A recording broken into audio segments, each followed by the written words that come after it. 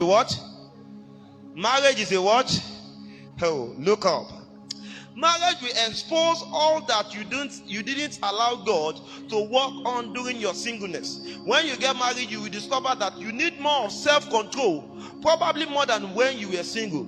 So if you are feel of loss as a single person, marriage will expose it. This is why there are cases of adultery and infidelity here and there. Because many people discover that marriage does not cure lust, because nothing can satisfy a lustful man. Praise the Lord. Praise the Lord.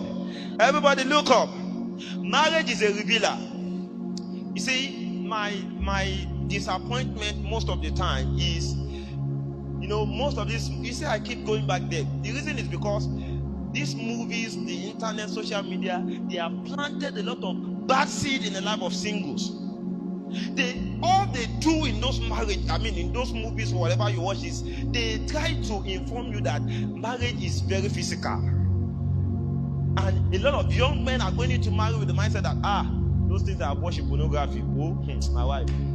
There's a young lady that came to me for counseling. She told me that her friend that got married, the husband will have to tie her on the table before making love. And the lady is crying, telling her, and I asked, she said the husband is a Sunday school teacher.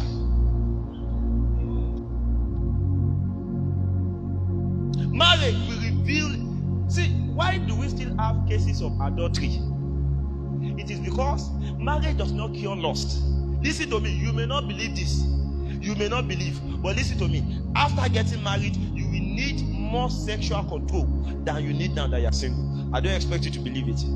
But when you get married, you will know. I was counseling a young man and he said, he just newly got married. He said, even now that I'm married, because it will expose everything. You may leave home with your wife and you are going outside and you just as if, where are all these women coming from? Let me give you a practical proof. If you eat rice in the morning, rice at night, afternoon, rice in the night, rice the next day, rice the morning, what will happen to you? That is what marriage looks like. And let me tell you, you know the reason why it is like that? Look up. Oh, I should stop. Okay, let me stop.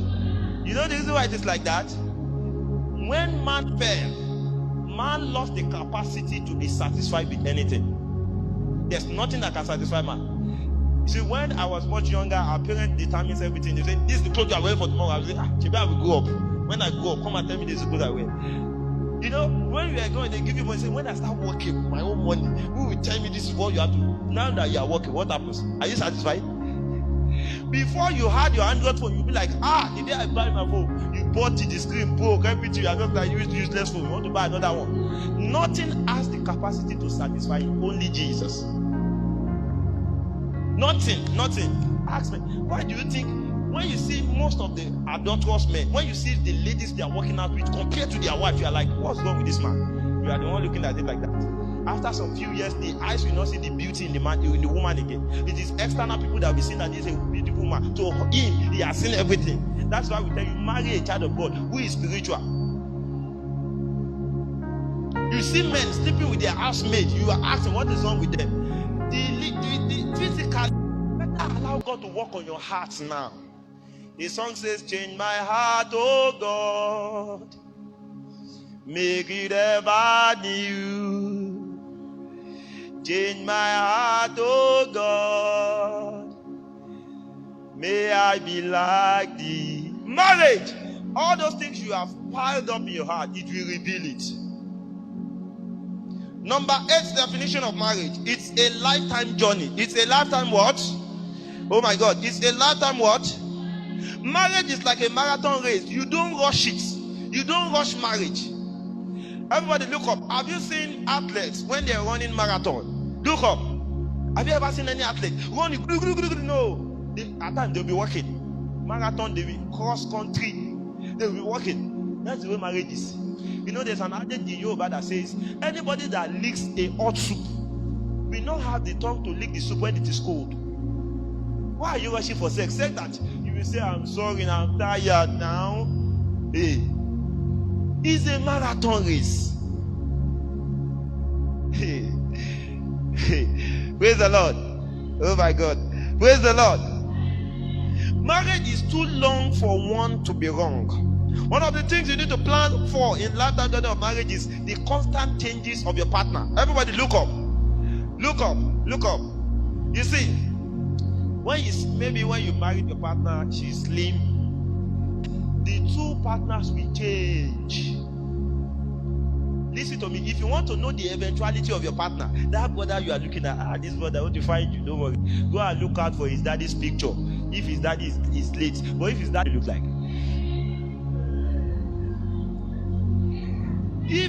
Listen now. There's time for question, I believe. If you marry a young lady and she's slim, but the mother is fleshy, I give you minimum of 15-20 years, she will go back to the way the mother is. So the problem in marriage is this: most young people, they love the person they see now, but when the person starts changing, some of you here go to the gallery pictures of your mom and your dad, you'll be like, mom was so cute when she was young, but what about now? That's what will happen to you and I. So it is a lifetime journey. Your partner, most especially some ladies, once they give birth to maybe 2 female children, they will just double, size 3. Are you prepared for this? This is the reason why we tell you, don't base your reason of attraction in the opposite sex on what you can see now. And let me tell you this: any love that has a reason will not last. I love you because you are slim. When she becomes fat, what happens? I love you when you wear white shirt. When he wears black shirt, what happens? Anytime you love somebody because of a reason, the love is in trouble. So why should you love? You should love because God says you should love. You should love because you want to fulfill destiny. You want to fulfill vision. You want to fulfill purpose. Your love should not be based on anything physical, because physical things don't last. You know what it means for Solomon to have 1,000 women in his life? They made an estimate of Solomon's wealth recently. It was about, 20 years, I can't remember specifically, American budget. A state in America is bigger than Nigeria. So for you to imagine the caliber of women that before Solomon will say, you come and join my wife, you know that woman will not have purpose.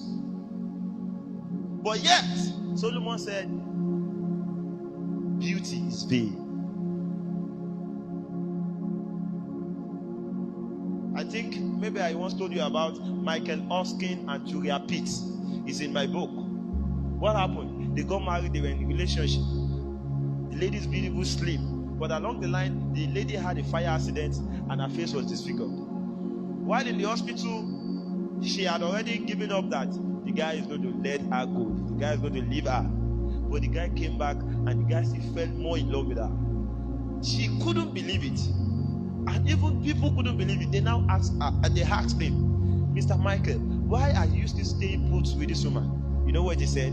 When I married her, or when I entered the relationship with her, I didn't marry her body, I married her soul. So you are in problem if somebody marries you because of your physical attraction. You are in problem if somebody says, I love the way you smile. The day you cannot smile again, there is problem with that relationship.